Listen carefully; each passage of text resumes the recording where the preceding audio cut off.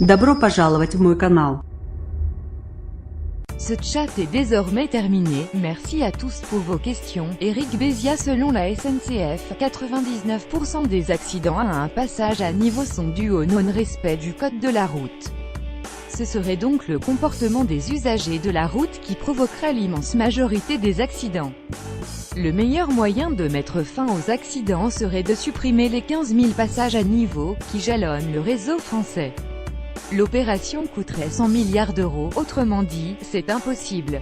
Actuellement, la SNCF y consacre 40 millions d'euros par an et en supprime 5 à 7 chaque année. Elle teste aussi des équipements de sécurité expérimentaux comme les détecteurs d'obstacles qui repèrent un franchissement illicite et envoient un ordre de freinage au train qui arrive.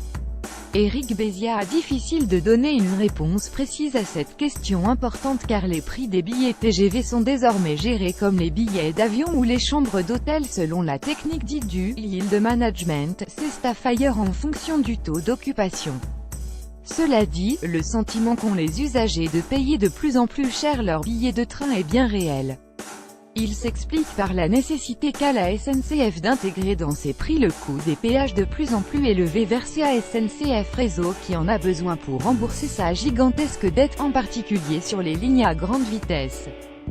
Selon l'autorité de régulation ferroviaire, l'ARAFE, les péages représentent 38% du prix d'un billet TGV. La SNCF a conscience du problème et s'est, par conséquent, lancée dans une politique de petits prix, en particulier avec ses TGV low-cost Ouigo qui, justement, ne desservent que rarement les gares parisiennes afin de faire baisser le coût global du péage.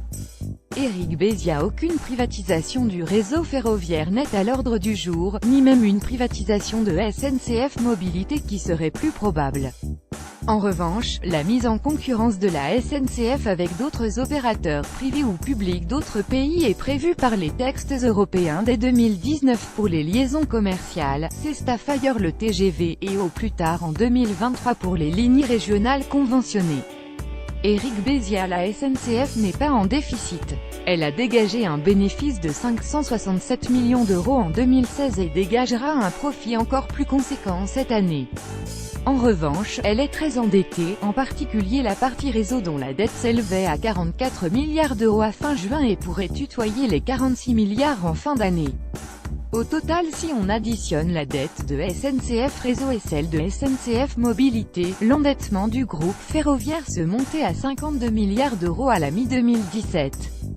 Eric Bézia. Guillaume Pépi est président du directoire du groupe SNCF et PDG de SNCF Mobilité.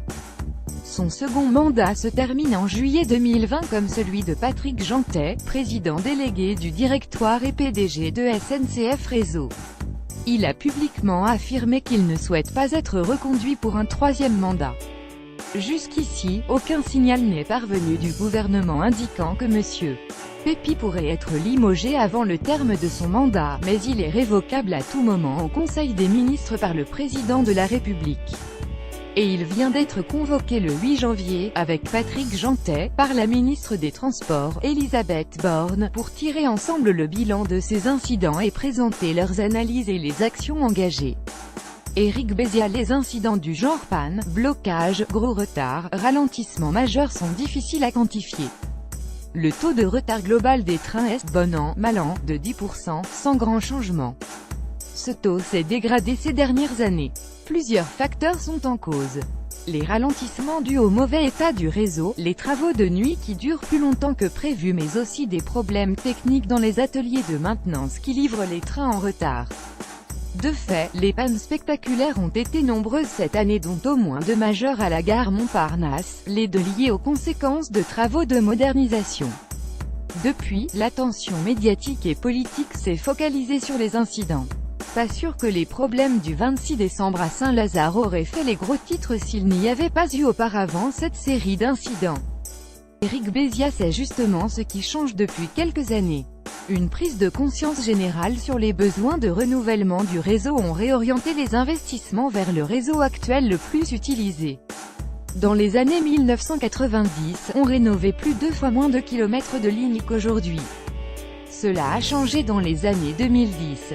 Éric Bézia a avec 28 800 km de lignes exploitées, le réseau ferré français est le deuxième plus grand en Europe après celui de l'Allemagne. Son âge moyen est de 31 ans 19 ans pour les lignes à grande vitesse, hors les 4 nouvelles lignes ouvertes en 2016 et 2017. On notera que 50% des circulations se font sur 9% du réseau, en particulier en Île-de-France. A l'inverse, un tiers des voies ferrées ne voit passer que 1% des trains.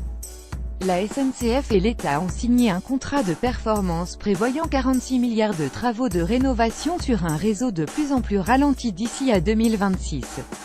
Cette année, 4,6 milliards d'euros ont été dépensés en travaux divers. Au total 1600 chantiers, la plupart de nuit, sont en cours sur le réseau ferré national. La ministre des Transports Elisabeth Borne a écrit mercredi aux dirigeants de la SNCF pour leur demander des comptes après la succession d'incidents importants et médiatisés survenus ces derniers jours dans les gares parisiennes de Montparnasse, Bercy et Saint-Lazare.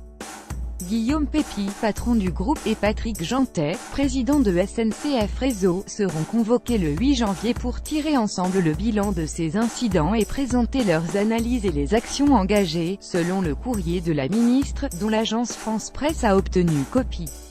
Ce chat va maintenant débuter. Notre journaliste Éric Bézia répondra à vos questions dans quelques minutes. La colère et les critiques à l'encontre de la SNCF semblent intarissables, alors que Pan a de nouveau paralysé la gare Saint-Lazare mardi.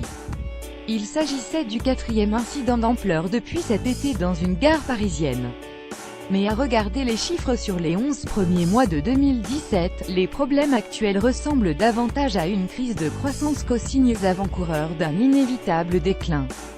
SNCF fréquentation record et panne en série. Bonjour et bienvenue sur ce chat consacré à la SNCF qui a connu une année marquée par des incidents en série, mais également des succès. Notre journaliste spécialiste des transports, Éric Bézia, répondra à vos questions à partir de 14h. Voire plus.